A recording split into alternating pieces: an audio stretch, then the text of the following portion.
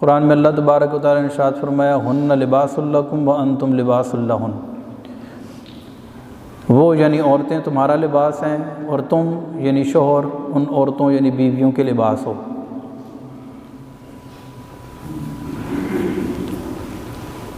جب کوئی ماں باپ اپنی بیٹی کی شادی کرتے ہیں تو 100% اگر نہیں تو 99.99% لوگوں کی نیت یہ ہوتی ہے کہ ہماری بچی کا گھر بس جائے، گھر آباد ہو جائے۔ اسی طرح کوئی اپنے بیٹے کی جب شادی کرتا ہے تو اس کی نیت بھی ظاہر ہے یہی ہوتی ہے، 100% یہ نیت ہوتی ہے کہ ہمارے بچے کا گھر بس جائے، اس کی ازدواجی زندگی کامیاب ہو، اور خدا نخواستہ ان کی آپس میں کبھی کوئی ناچاکی، کوئی نا اتفاقی یا بدمزگی پیدا نہ ہونے پائے۔ سب کی نیت اچھی ہوتی ہے۔ جب ہم رشتہ دیکھتے ہیں، رشتہ کرتے ہیں، اس وقت بھی ہماری نظر اس بات پر ہوتی ہے کہ ہم اپنے بیٹے یا اپنی بیٹی کے لیے ایسا رشتہ تلاش کریں کہ جو آگے چل کر اس کی ازدواجی زندگی کو خوشیوں سے بھر دے۔ ایسا خاندان دیکھتے ہیں، ایسی لڑکی دیکھتے ہیں یا ایسا لڑکا دیکھتے ہیں کہ جو ہمارے معیار کے مطابق پورا اترے اور ہمارے بچے یا بچی کو خوش رکھے۔ لیکن اس کی کیا وجہ ہے کہ اس کے باوجود بہت ساری شادیاں اب تو رفتہ رفتہ طلاق کی شرح بڑھتی چلی جا رہی ہے۔ بہت ساری شادیاں ایسی ہوتی ہیں، شادی تو بڑی دھوم دھام سے ہوئی، خوب ڈٹ کے خرچہ بھی کرتے ہیں، لیکن شادی کے کچھ ہی دنوں بعد آپس میں ناچاکی کی صورت، آپس میں لڑائی جھگڑے اور بے اتفاقی کی فضا قائم ہو جاتی ہے۔ وجہ کیا ہے؟ اسی وجہ پر انشاءاللہ ہم نے گفتگو بھی کرنی ہے اور غور بھی کرنا ہے۔ ہماری کوشش یہ ہے کہ 100% ہماری جو شادیاں ہوتی ہیں وہ کامیاب ہوں، کوئی بھی بچی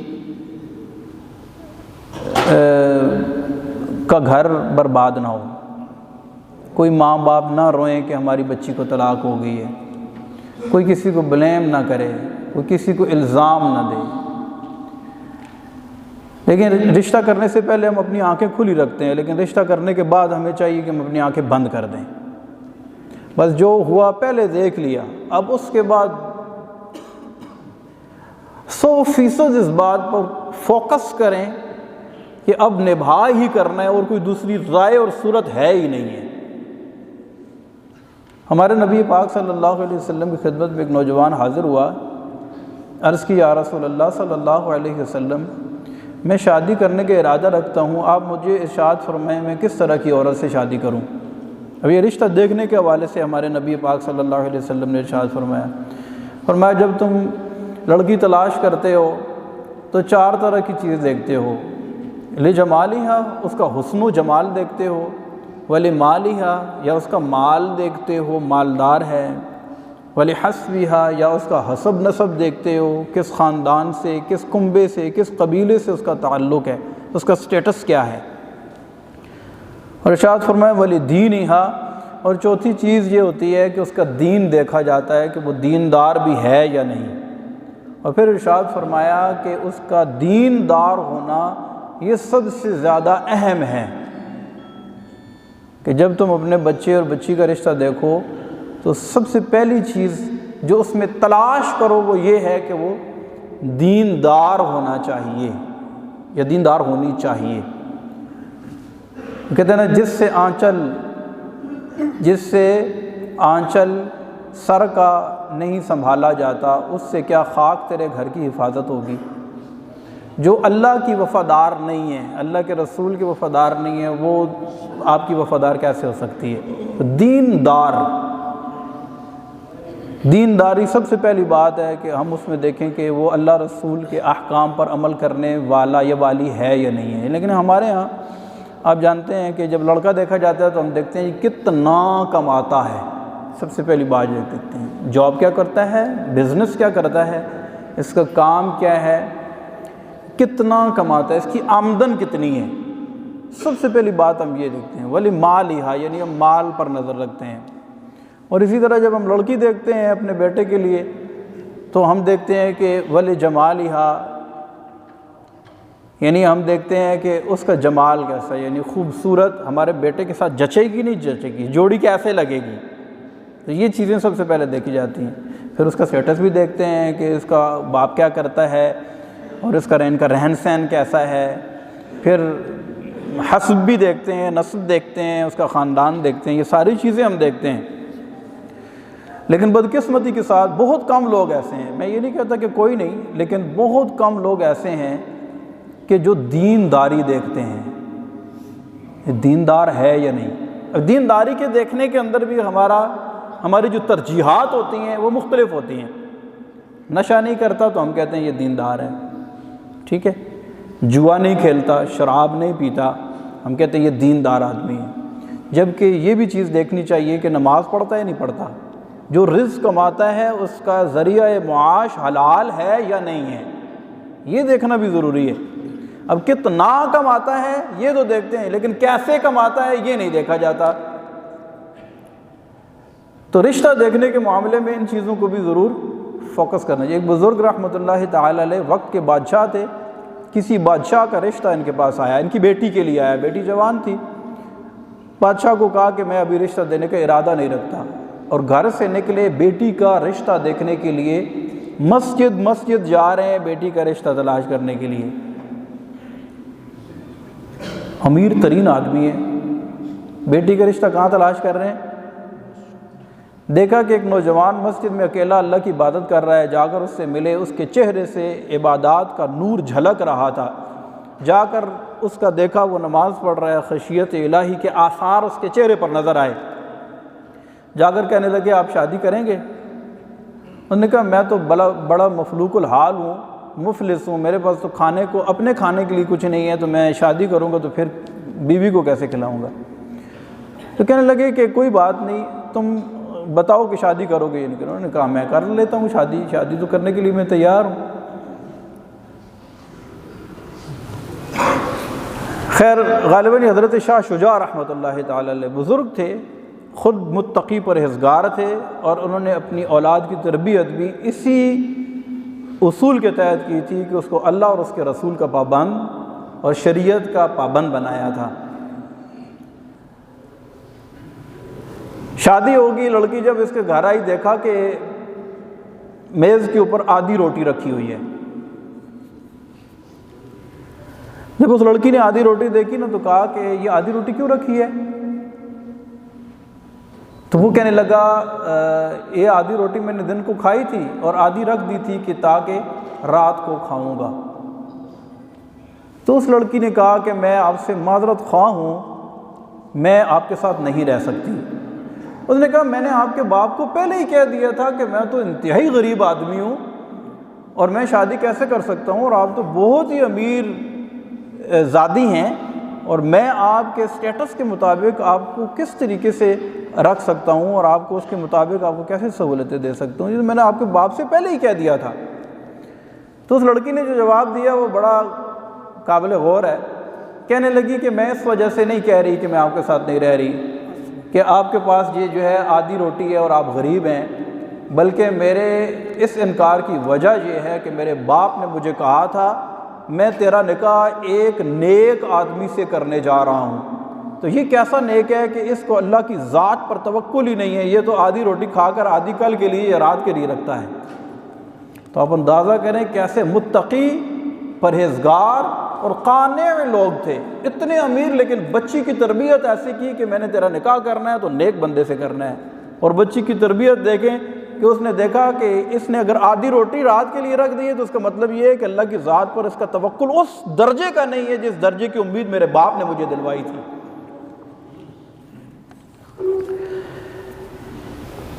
تو بچے کی تربیت، پھر رشتہ دیکھنے کے معاملے میں اس کا دیندار ہونا یہ بہت اہم ترین بات ہے۔ جب بھی بچے اور بچی کا رشتہ دیکھیں تو دیکھیں کہ وہ دیندار ہے یا نہیں ہے۔ اچھا رشتہ ہو گیا، رشتہ ہونے کے بعد میں یہ سمجھتا ہوں کہ اگر ہم نے بیوی پر شوہر کے اور شوہر پر بیوی کے کیا حقوق ہیں ان کو صحیح معنوں میں ہمارے ریلیجیس جو پوائنٹ آف ویو سے ہمارا دین جو ہمیں بتاتا ہے، اگر وہ ہم سیکھ لیں تو ہمیں اللہ کی ذات پر یقین ہے کہ ہمارا کوئی بھی گھر برباد نہ ہو شادی کے بعد۔ اسی بات کو ہم بیان کر رہے تھے پچھلے جمعے، اور ابھی فی الحال ہم مردوں کو فوکس کر رہے ہیں کہ ان پر کیا کیا حقوق ہیں، انہوں نے اپنا کیسا رویہ اپنے گھر میں رکھنا ہے، کس انداز سے چلنا ہے۔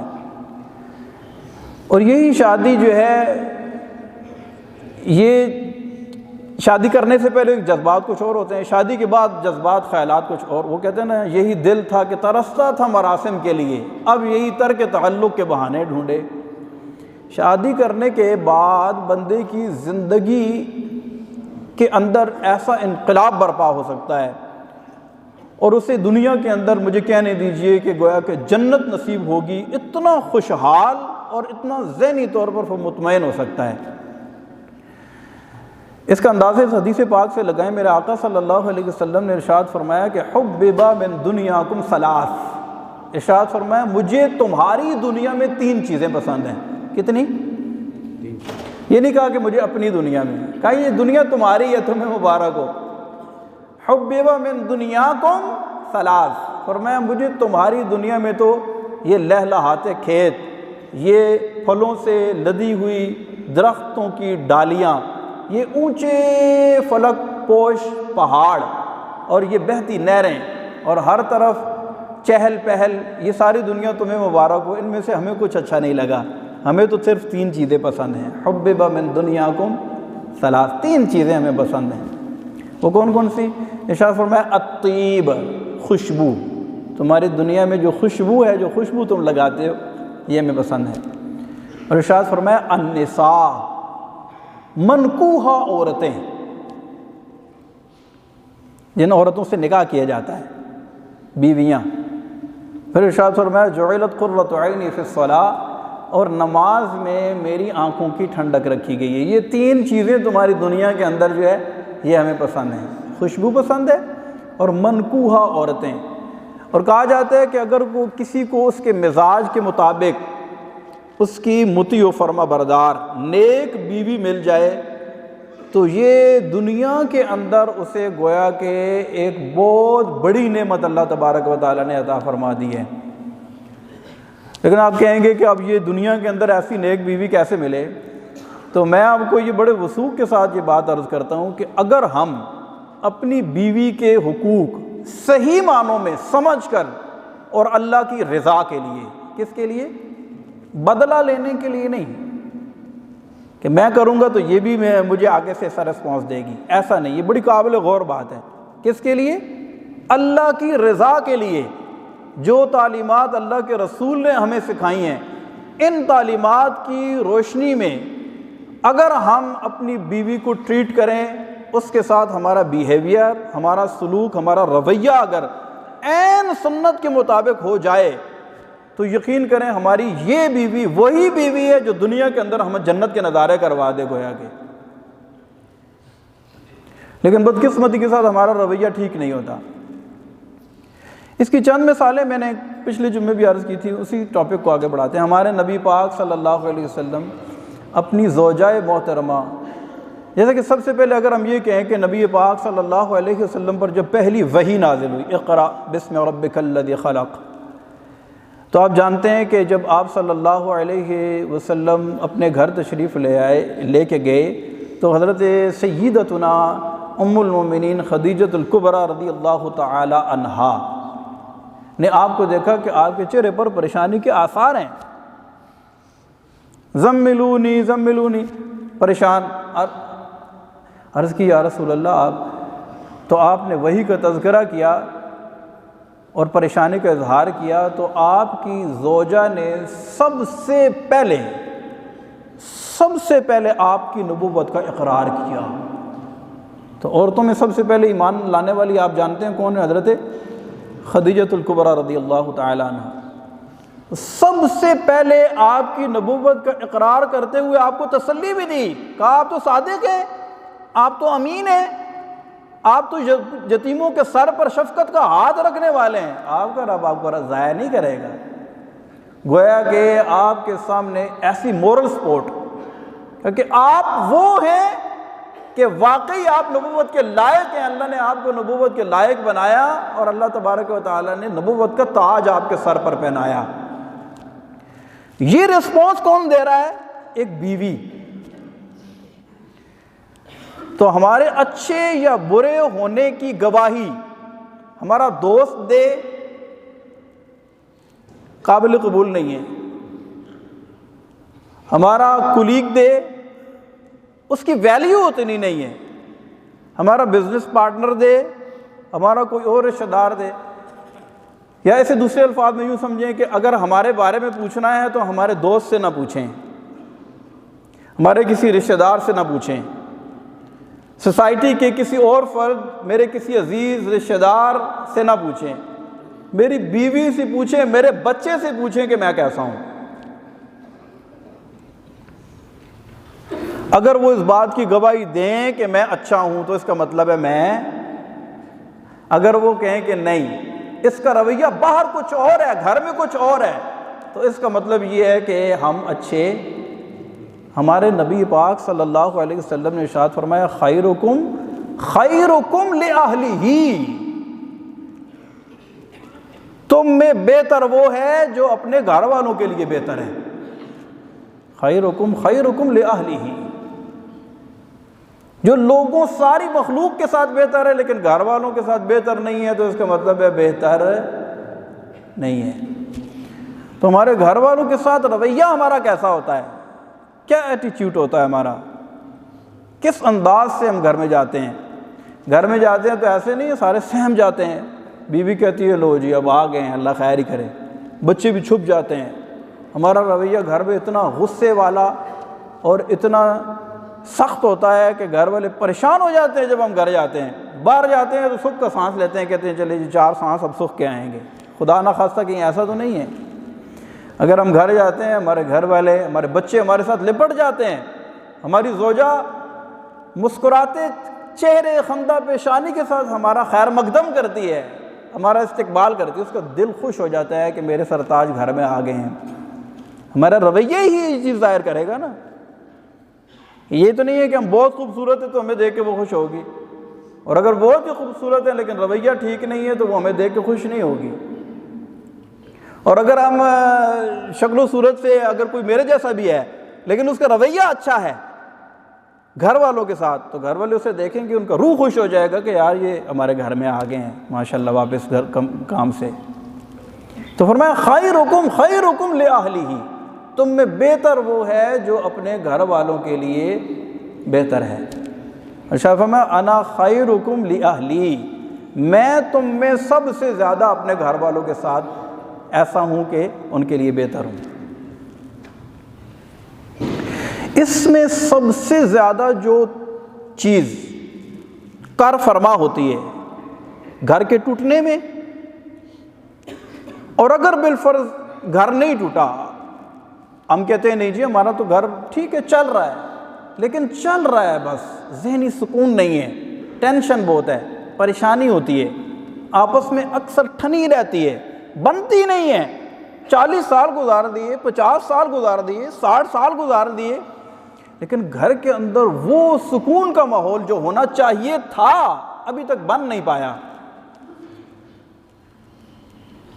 تو اس راستے میں گھر کے ٹوٹنے میں، گھر کے برباد ہونے میں، یا گھر کے سکون کے برباد ہونے میں سب سے زیادہ جو چیز کار فرما ہوتی ہے وہ ہوتا ہے غصہ۔ کیا ہوتا ہے؟ غصے ہو جانا، ایک دم ہائپر ہو جانا، کسی چیز کو برداشت نہ کرنا، عدم برداشت کا مظاہرہ کرنا۔ یہ وہ شے ہے کہ جو بندے کے گھر کے سکون کو برباد کر دیتی ہے۔ گھر میں برتن سے برتن لگ جاتا ہے، یار کوئی بات ہو جاتی ہے، کوئی مسئلہ ہو جاتا ہے، کچھ بھی ہو جائے، جو لوگ ایک دم غصے میں آ جاتے ہیں معذرت کے ساتھ ان کے گھر میں سکون نہیں ہوتا۔ اگرچہ وہ بہت اچھا بھی رویہ رکھتے ہیں لیکن ایک دم غصے میں آنے کے عادی ہیں، جب بھی کوئی بات ہوتی ہے ایک دم آپے سے باہر ہو جاتے ہیں۔ ایسے لوگوں کے گھر میں سکون نہیں ہوتا، گھر والے سہمے رہتے ہیں، اور کسی وقت بھی ماں بدولت کو غصہ آ گیا تو اب خیر نہیں ہے۔ تو کسی بھی بات پر گھر میں کچھ بھی ہو جائے ایک دم غصہ ہو جانا. اور یہاں پر میں ایک چیز اور کوٹ کروں گا. بعض ایسے بے وقوف قسم کے ہوتے ہیں کہ غصے میں طلاق کا ذکر کرتے ہیں، اگرچہ طلاق دیتے نہیں ہیں لیکن طلاق کا ذکر بھی کرتے ہیں، طلاق کی دھمکی دے دیتے ہیں، ارادہ طلاق ظاہر کر دیتے ہیں. ایسے لوگوں کے گھروں میں یقین کریں کہ گویا کہ ایسے گھروں میں کبھی بھی سکون نہیں آ سکتا، بہت مشکل پیدا ہو جاتی ہے. اس کی وجہ یہ ہے کہ آپ نے طلاق کا ذکر اپنی بیوی کے سامنے کر کے اس کا اعتماد خاک میں ملا دیا ہے. اب اس کا اعتماد نہیں رہے گا. آپ نے اس کو طلاق دی نہیں ہے لیکن آپ نے طلاق کی دھمکی اس کو دے کے گویا کہ اس کی توجہ اپنی طرف سے ہٹا دی ہے. اس کے دل میں آپ کی جو جگہ تھی گویا کہ وہ اس جگہ ختم کر دی ہے. وہ بظاہر مجبور ہے، وہ آپ کے گھر میں رہے گی، آپ کو کھانا بنا کر دے گی، آپ کے کپڑے بھی دھوئے گی، آپ کی خدمت بھی کرے گی، لیکن اس کے دل میں جو اعتماد کی فضا اور جو اس کے دل کے اندر آپ کا مقام تھا وہ آپ نے بالکل ضائع کر دیا ہے. تو کبھی بھی اپنی بیوی کے سامنے طلاق کا ذکر نہ کریں، اس کو طلاق کی دھمکی نہ دیں کبھی بھی. جب آپ اس کو یہ دھمکی دیں گے تو اس کے دل میں فوراً یہ خیال پیدا ہوگا کہ میرا بنے گا کیا، میں کہاں جاؤں گی. تو یا تو وہ سب سے پہلے اس کے ذہن میں خیال اپنے ماں باپ کی طرف آئے گا اور گھر کی طرف آئے گا، تو اچھا میں اپنے ماں باپ کے گھر واپس چلی جاؤں گی. اور پھر خدا نہ خواستہ اگر وہ فاسقہ فاجرہ ہوئی تو ہو سکتا ہے کہ وہ کسی غیر مرد کی طرف اس کی توجہ چلی جائے. یہ بڑی تلخ حقیقت ہے، میں آپ کو بتا رہا ہوں. تو کبھی بھی اپنی زوجہ کے سامنے طلاق کا ذکر نہ کریں. آپ نے اگر طلاق دینی بھی ہے، پہلی بات تو یہ ہے کہ یہ طلاق جو ہے نا، یہ جائز کاموں میں سب سے زیادہ برا کام طلاق ہے.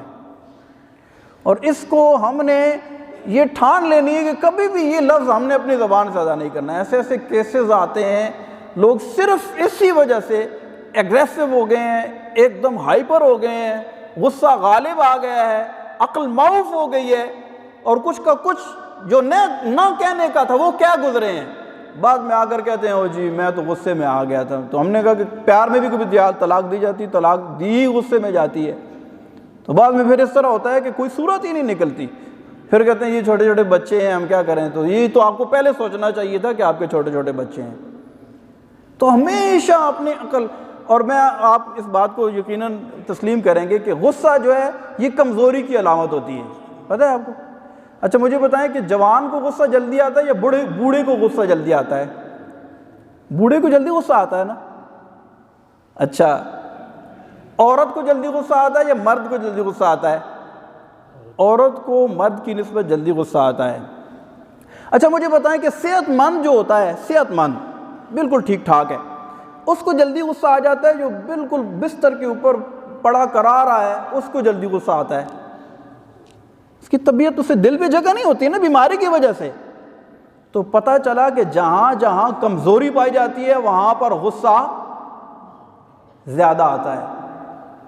ادھر ہم کہتے ہیں الرجال قوامون علی النساء، میں گھر کا حاکم ہوں، ادھر ہم اپنے آپ کو حاکم بھی کہتے ہیں، اور پھر ہمیں غصہ بھی جلدی آ جائے. تو اب مجھے یہ بتائیں کہ پھر عورت زیادہ طاقتور ہوئی یا مرد زیادہ طاقتور ہوا؟ تو ایک مرد کو کبھی بھی خاص طور پر اپنی بیوی کی بات پر ایک دم غصے میں آ کر اپنے سے باہر نہیں ہونا چاہیے. تو یہ وہ شے ہے کہ جو سب سے زیادہ نقصان دہ ثابت ہوتی ہے. ہائپر نہیں ہونا چاہیے. اور اگر خدا نہ خواستہ ایسی صورتحال آئی بھی ہے تو حضرت علی رضی اللہ تعالیٰ عنہ ارشاد فرماتے ہیں کہ میں یہ نہیں کہتا کہ تم اس صورت میں طاقتور ہو یا تم میں سے وہ جو کسی پہلوان کو پٹخ دے زمین پر اٹھا کے پچھاڑ دے، وہ طاقتور نہیں ہے. طاقتور تو وہ ہے کہ جس کو غصہ آئے اور وہ اپنے آپ کو قابو کر لے، غصے پر قابو پا لے. یہ ہمارے لیے چیلنج ہے، ہمارا امتحان ہے کہ کب ہمیں غصہ آتا ہے اور کب ہم نے اپنی لگامیں کھینچ لینی ہے ایک دم. تو یہ ازدواجی زندگی میں خوشیاں لانے کا یہ بہت ہی ایک موسٹ امپورٹنٹ پوائنٹ ہے کہ ہم نے غصے نہیں ہونا اور نرمی کو اختیار کرنا ہے. ہمارے نبی پاک صلی اللہ علیہ وسلم نے ارشاد فرمایا بعض عورتیں ایسی ہوتی ہیں کہ جو شور پر غالب آ جاتی ہیں، اور بعض مرد ایسے ہوتے ہیں کہ جو عورت پر غالب آ جاتے ہیں۔ بعض مرد ایسے ہوتے ہیں جو عورت پر غالب آ جاتے ہیں اپنے رویے کی وجہ سے، اور بعض عورتیں ایسی ہیں جو مرد پر غالب آ جاتی ہیں۔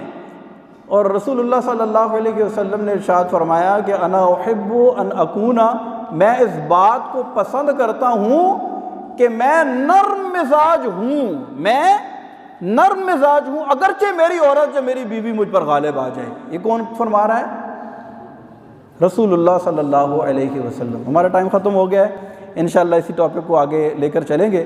اللہ کرے ہمارے گھر آباد ہو جائیں، خوشیوں کے گہوارے بن جائیں۔ اللہ تبارک و تعالی ہمیں عمل کی توفیق عطا فرمائے، آمین بجاہ النبی۔